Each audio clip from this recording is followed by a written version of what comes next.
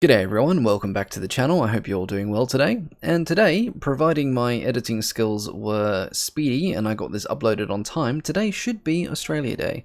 And I thought to celebrate this day, I would do my first premium review, this being on the Boomerang Mk1, which is a rank 2 British premium aircraft that you can get in the game.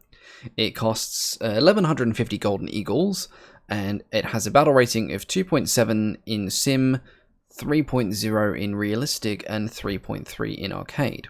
Now you do have the option of actually buying a second boomerang as well. It's folded underneath the first one. I honestly haven't bothered just because the first one's always done enough for me. Now this is a very old premium, it's been in the game since the open beta days, and because of that it has suffered a little bit from power creep. It does often find itself outclassed by a lot of other aircraft, particularly other European ones like the Germans and the Italians. It actually fares fairly well against the Japanese aircraft because its characteristics are similar to them, so it focuses more on turning ability and maneuverability rather than outright power and speed. So what I thought I'd do is take it out for a couple of quick missions here to sort of demonstrate its strengths and weaknesses. I'm not going to say whether or not I think you should buy this aircraft. I'm just going to give you some general advice about what it's like so that you can decide whether or not it's worth 1150 golden eagles. So I hope you enjoy. Now before I get stuck into this review, I thought I'd do a quick history lesson to explain to those who are unaware as to why the Boomerang is so important to Australia in terms of military aviation history. So the Boomerang was the first domestically produced aircraft in terms of combat aircraft that Australia ever made. When Japan launched its attack against Pearl Harbor, Australia was in, to say perilous situation would be a bit of an understatement in terms of its military capabilities. It was not prepared for a war. In fact, on the day that hostilities broke out, Australia had exactly 0 modern combat aircraft. None. Nada. Zip. Nothing. Now, Australia relied to a point on aircraft supplied by the United Kingdom as part of the Commonwealth, and also it had some deals in place with America as well.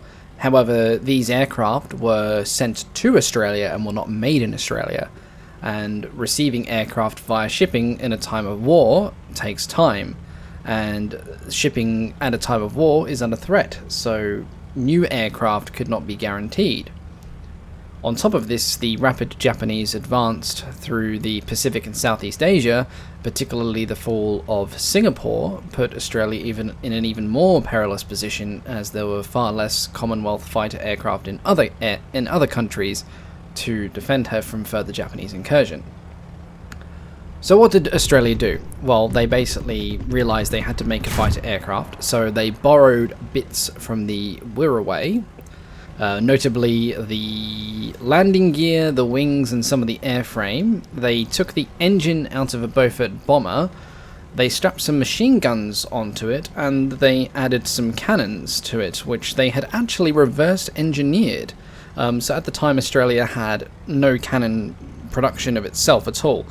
They actually reverse engineered a Hispano cannon that an Australian soldier had picked up as a souvenir from Africa, if you can believe. So the Boomerang was armed with 2 Hispano cannons. Now this somewhat leads me quite nicely into what we're seeing here, where we are currently engaging one of the Japanese H-8K float bombers. I believe that's the exact designation. So the Boomerang has 2 cannons, which is fantastic. You know, Hispano cannons in early 1942, good addition. However, you only get 60 rounds per gun, which is not ideal for any sort of engagement beyond more than a couple of strafing passes against a bomber or a fighter. You're going to run out of those cannons very quickly. The Boomerang does have a decent amount of machine gun ammo, however it is only rifle caliber machine gun.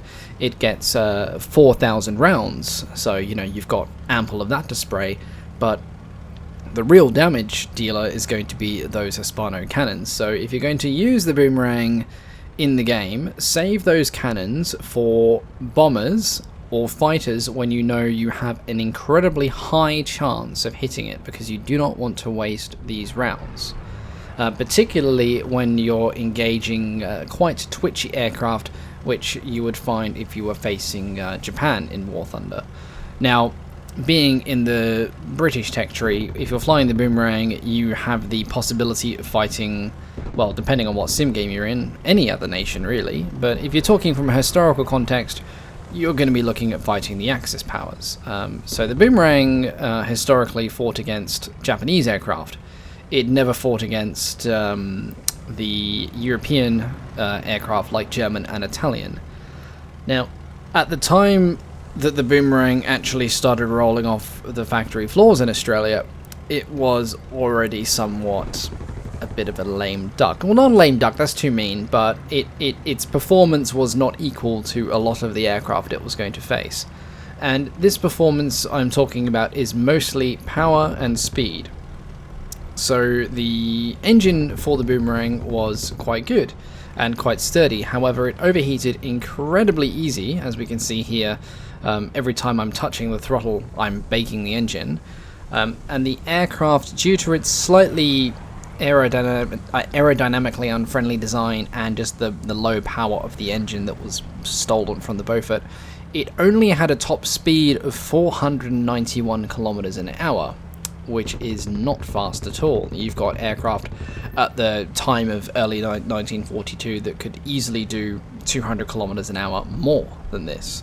So it was never going to win any land speed records for that, and that also put it at a disadvantage in most engagements it found itself in, because a lot of aircraft could simply just run away from it.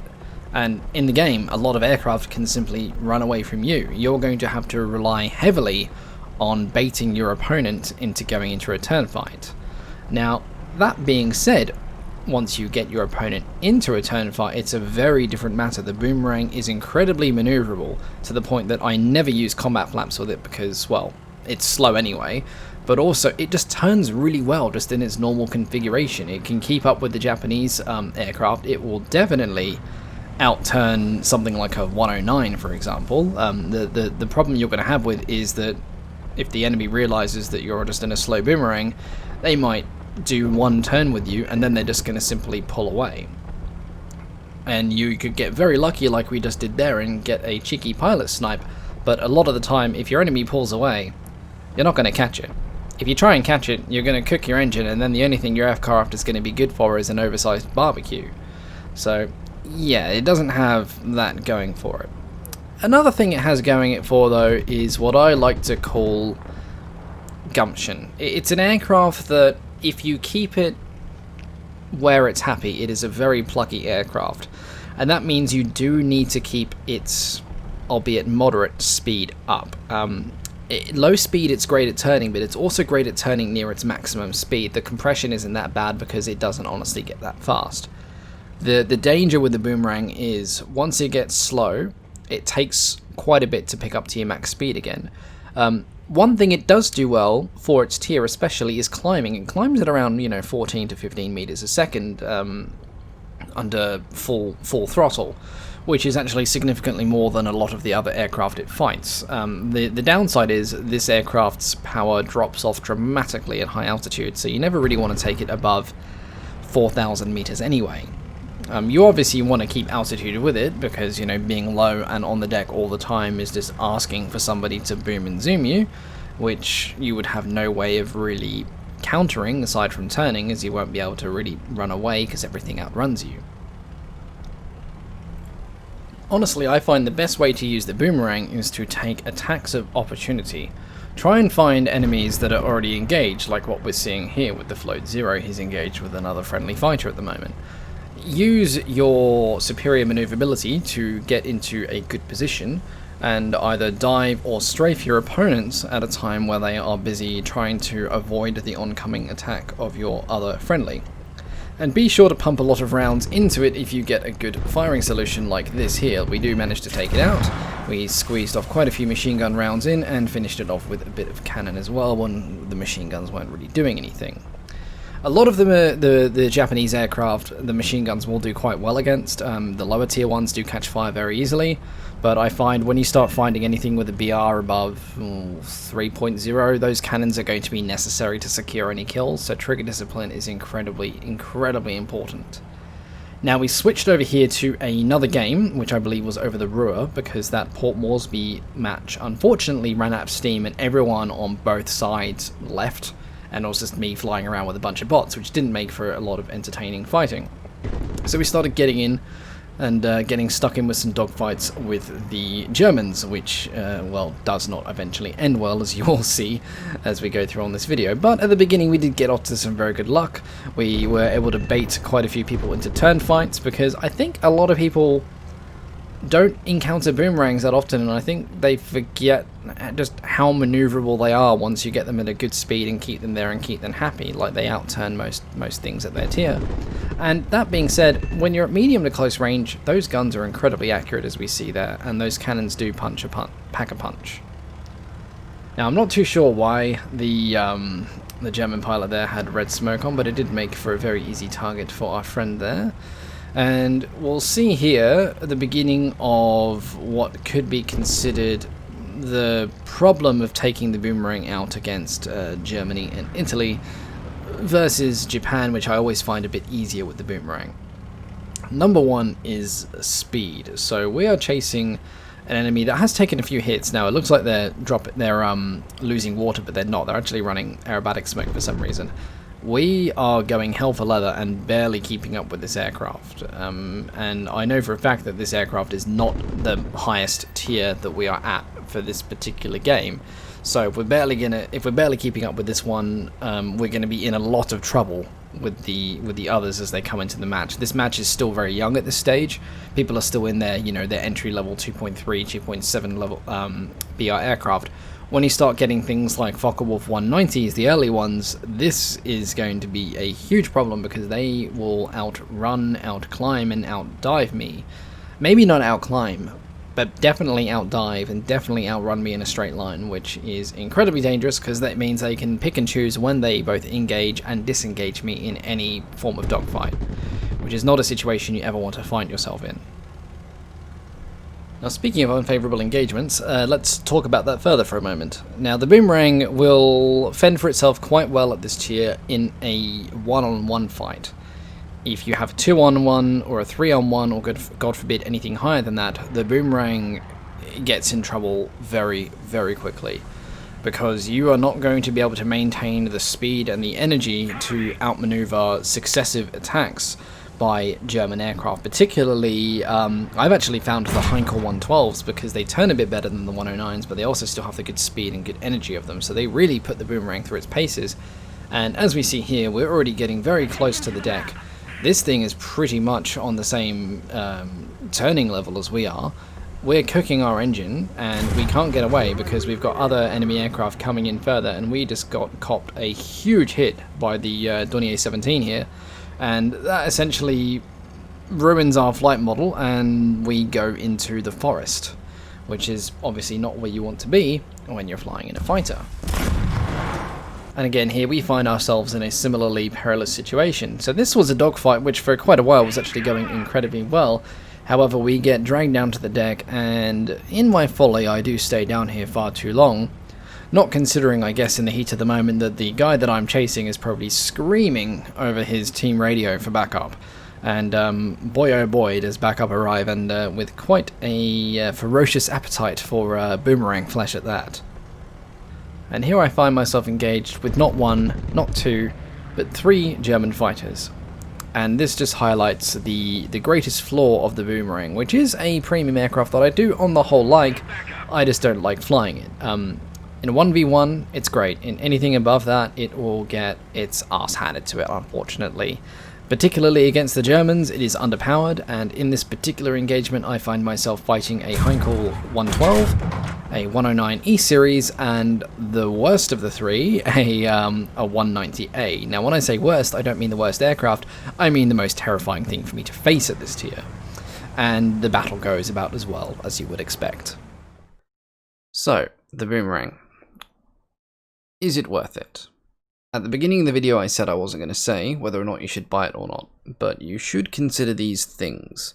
It is good at climbing, and it is very good at turning and rolling maneuvers. It is moderately competitive against other aircraft with similar performance, like the Japanese aircraft that are good at turn fights and things like that.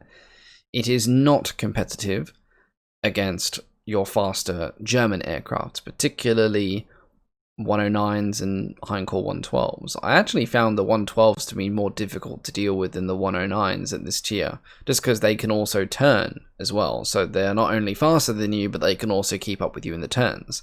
I mean, if you got lucky enough to draw a 109 into a turn fight, you'd probably still beat it. But with a 112, there's going to be trouble either way.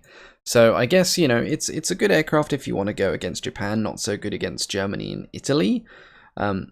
Is it worth 1150 Eagles? For me, it was. It's a good aircraft. I've enjoyed it. I've played it in arcade, realistic, and in sim. I actually think it shines a bit better in arcade than the other two matches, mostly because the performance disparity isn't as great, and you can reload those cannons. You know, you're not limited just to the 120 rounds. You get the active reload in the game. But, you know, this video is more so aimed at sim pilots, so it's got some pros, it's got some cons.